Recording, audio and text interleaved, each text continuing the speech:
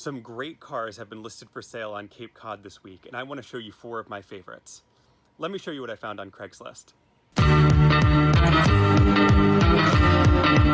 So Cape Cod is usually a bit of a slow Craigslist cars market, but this week has been exceptional.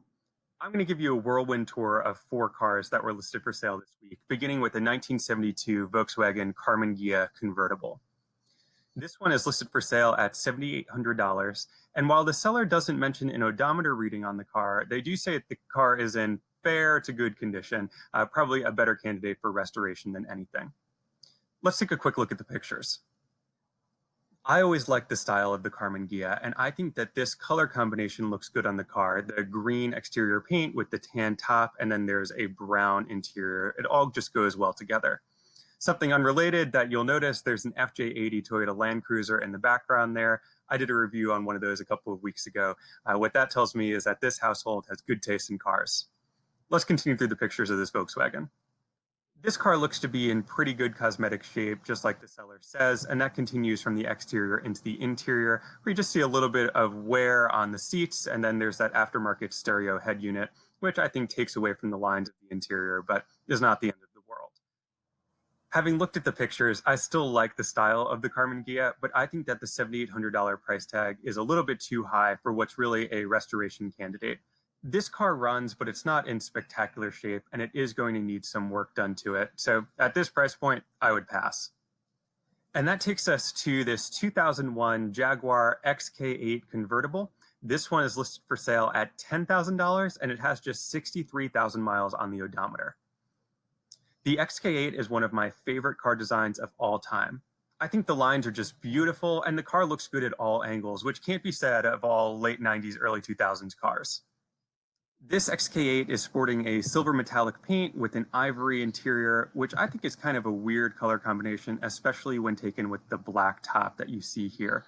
But nonetheless, the car looks to be in very good cosmetic shape.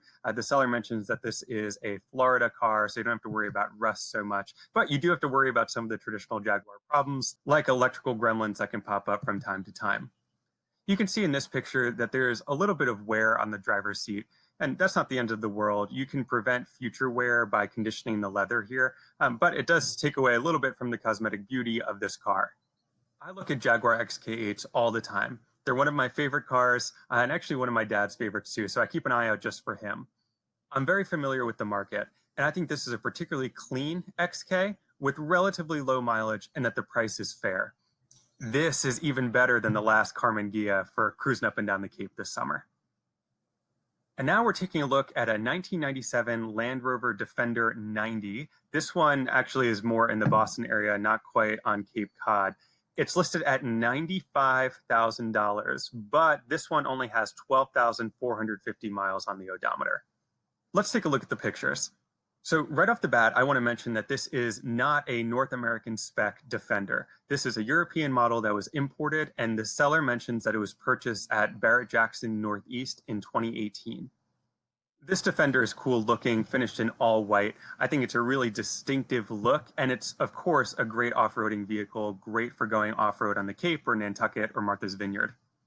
The cosmetic condition of this Defender is obviously excellent, and that's something that you would expect with this low mileage and the $95,000 price tag.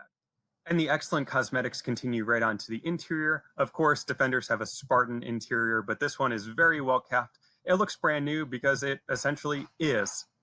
Now, I'm not so familiar with the Defender market, so I'm not going to make a judgment call on this $95,000 price tag. It seems high to me since this one isn't one of the rarer North American spec models, but you tell me what you think in the comments. And finally here, our last car of the day, another 1997 Land Rover Defender 90, but this one is a North American spec model.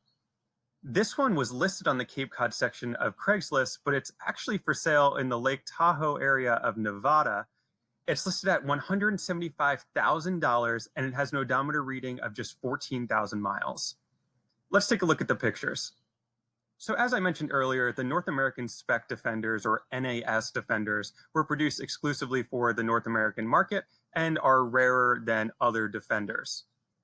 Like the Defender we just saw, this one looks to be in fantastic cosmetic condition. That's kind of what you would expect for a car that has just 14,000 miles on the odometer. The exterior of this car looks perfect, and you can see in this picture the removable convertible top, which is a really unique feature of these Defenders. Quickly continuing our photo tour, you can easily tell that this car has been very well kept by its current owner. And that continues right through to the interior, which looks essentially showroom new with the exception of a little bit of wear on the driver's seat. Now again, I'm not an expert in Defender values. I do know that NAS models are more valuable than non-NAS models, but with that said, I don't know what to make of this $175,000 price tag. It seems to me very, very high. I know that YouTuber Doug DeMuro has a 1997 NAS Defender, and I think he spent about $65,000 on his, but it had about 65,000 miles on the odometer. This one is priced almost 3 times higher than that, which seems to me an extreme escalation in price. So I don't know what to make of this listing. I think it's strange that the car is listed for sale on Cape Cod when it's actually in Nevada. I also think that the price seems high, but I'm not sure. Let me know what you think in the comments.